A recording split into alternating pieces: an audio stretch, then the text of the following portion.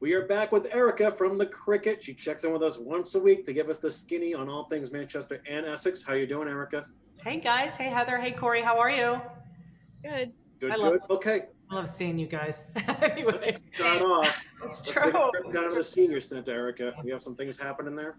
Yeah, the senior center and the senior center is a theme that's been going on in Manchester for a long time because unlike other towns, Manchester does not have sort of a central large place for the community to gather. Whenever we have big meetings, we have to go to places like the American Legion Hall or the Masonic Hall that's behind Town Hall. And it's a little bit of a kerfuffle, let's say. So the seniors in Manchester, the Council on Aging, has never had a center, a place to go and to have activities. They have 5 vans, but no senior center.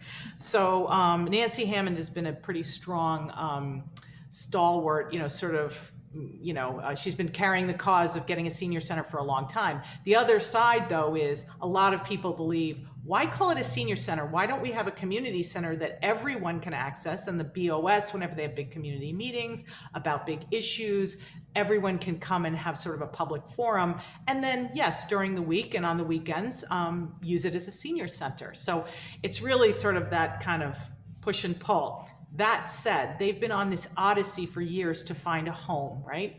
So they have gone to the Masonic Hall and seen if the Masons want to maybe co-locate and maybe rebuild a center right behind Town Hall where there's parking and do something there. That was one option.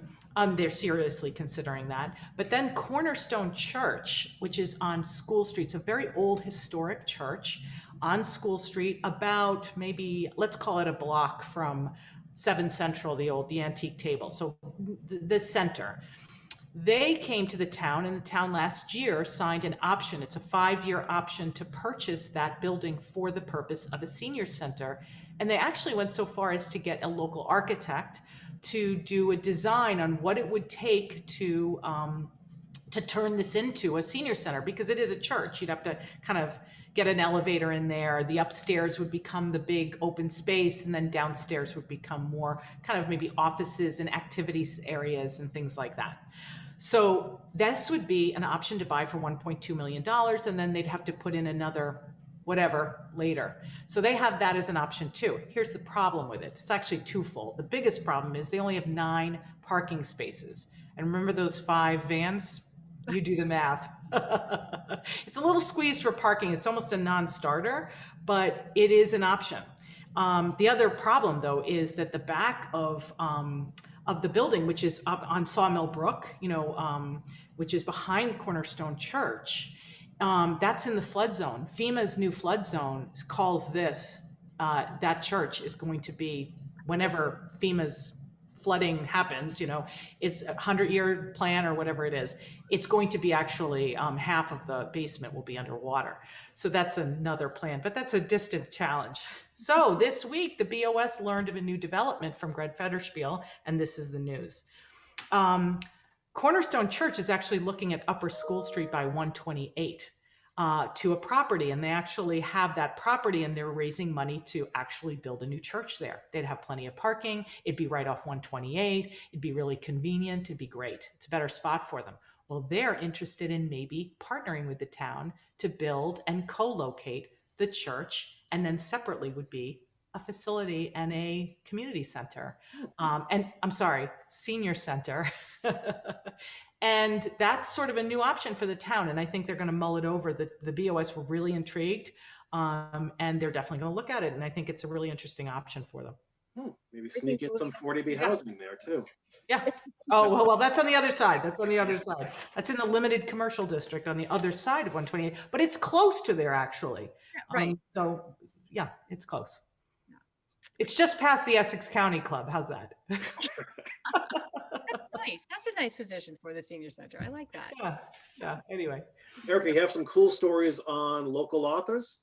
Yes. Oh my gosh. I love this week part of it, because suddenly we had 2 stories about 2 first-time authors, and both of them look like they're off to a amazing start. So let's start with the first one is Sarah Beckman, who is she graduated from high school. She probably is in her mid-20s, I'm thinking. She's a Manchester Essex Regional School District graduate. She went to Trinity College and for rowing. That's relevant. And then now she works at MIT and the Media Labs as a communications specialist. So she works with newsletters. She's a writer and an editor. She came out with a great book that's being really well received of poetry. And the poetry, it's called Naiad. It's called, I'm sorry, I want to get it right, Naiad Blood. And it's a really beautiful, small book of poetry about life on the water and life rowing.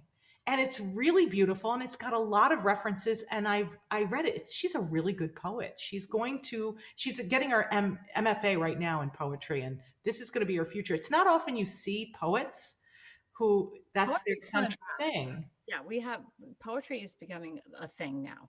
Oh, is it? So, well, I think Amanda Gorman helped with that. Although Sarah was certainly on her way before Amanda, but poetry is coming back. I never thought of it that way, and you're absolutely right. So I was just really impressed. She's a young, beautiful mind, and she's a very talented poet. So that's number one. Number two is Jennifer Dupee has written The Little French Bridal Shop. I'm not sure if you've heard of this. This is a novel. She's getting a little bit of attention because her novel, it's her first one, again, I'll say that, her first time novelist, Little French Bridal Shop was chosen last month because it was just published by Good Housekeeping magazine for its book of the month for its big book club. That's cute. Oh my gosh. Yeah, that's an enormous plug. Good for her. And she's a Manchester resident? She is not a Manchester resident. She lives outside of Boston with her husband, but she grew up here and she has family riddled throughout the area. So she's very, very connected to at Beverly Farms, Manchester, and then the whole of sort of the North Shore Cape Ann. And so the Little French Bridal Shop was inspired, actually. It's a novel, actually. The story's great. It's about this, the protagonist returns to a small seaside community in Massachusetts, gets off the train and walks past a bridal shop it's called Kent Crossing, which is essentially a surrogate for Beverly Farms. She just broke up with her boyfriend. She just inherited a house in Kent Crossing, and she is coming back to care, and her mother is very sick. So she's kind of like in a bad, funky place in her life. On a whim, she walks into a bridal shop. She buys a dress she does not need, and she does it just because she's in a weird mental place. And then it sparks all these rumors in the town that she's getting married, and she just doesn't say it's not the truth, and then it's a big drama. So it's a fun, interesting, lighthearted story. Everything in the book is connected to Beverly Farms in Manchester. Now, she has an uncle and aunt who live in Manchester. Her grandmother is from Beverly Farms. She's very much connected to it. The houses in it are connected to a certain, modeled after a house on West Beach and a house across from West Beach.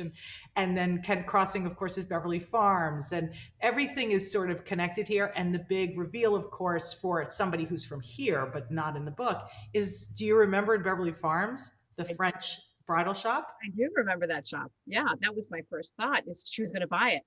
And well, that was a little boutique that operated probably for almost 40 years. That's what I would guess. I'm not sure if you can correct me, Heather, but I think that's right. I haven't been here for 40 years, but I do remember seeing it for many years and just thinking, oh, that's so perfect in this little town. Yeah, it was on the corner of Hale Street and West Street. And guess what? That's exactly what she took it from. And she said she almost named the book The French Bridal Shop. But it's called The Little French Bridal Shop. So that's Jennifer Dupee. It's a really great book. It's really lovely to sort of see these local references. It's kind of fun to read it. And she is going to be the featured speaker tonight, Monday, for the Friends of the Library annual meeting. So that's a little treat too. Nice. Very nice. And we got a sneak peek of the edition of the Cricket this week. And that spread looks great, Erika, with the authors there. Oh. Thanks. All right, we'll catch up with you soon. Enjoy your week. Thank you. Great, guys. Bye. Bye.